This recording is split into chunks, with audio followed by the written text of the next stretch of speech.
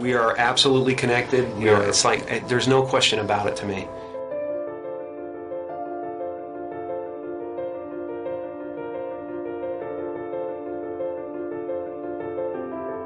There's no separation. That's been physically proven by science. I think everybody's looking for something that they already have.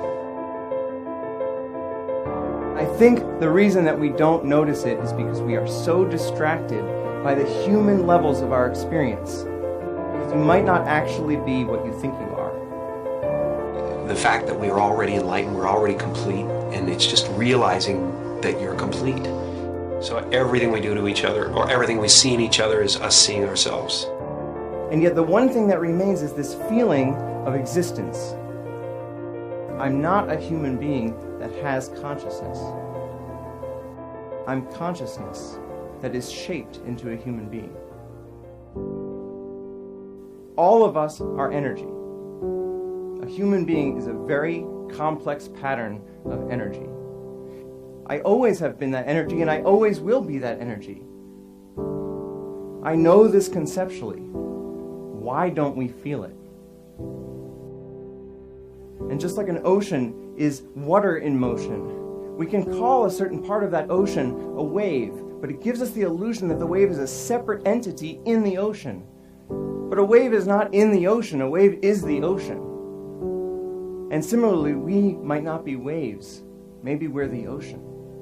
Maybe all of us are energy, and we can realize that directly.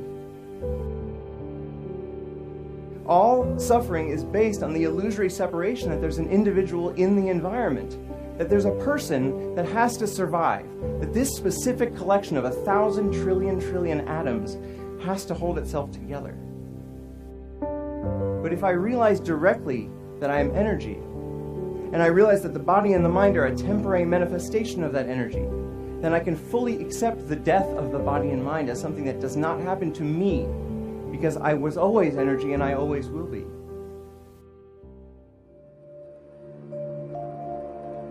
Ego tries to convince us we need to get something, this immortality, that we already possess.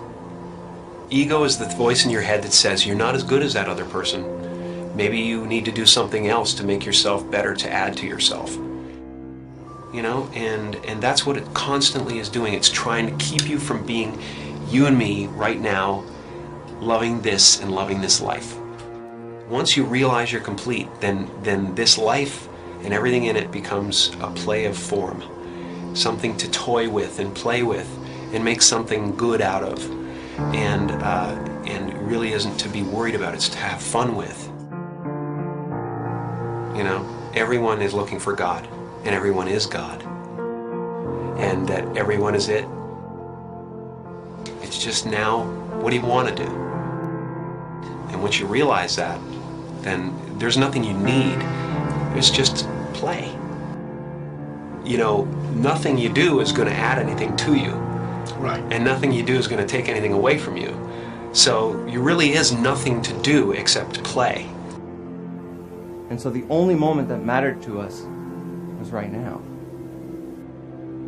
I think this experience is so important and powerful that every religious tradition at its core has been trying to convince us of its importance. And if it's true, if the true end of all human psychological suffering is actually possible, it is the most important thing science could be studying. Maybe it's possible that within our lifetimes we could actually eradicate human suffering. And what would the world look like then if every single one of us felt complete, felt whole, and felt interconnected? When you let go of individual survival, all of your priorities change because you actually see the entire world as your body. You see the suffering of others as your own suffering, and you want to help. Maybe the one thing that keeps us from actually solving all of the other problems in the world is this persistent, flawed thought that we are separate from the world. And maybe it's time we change our minds.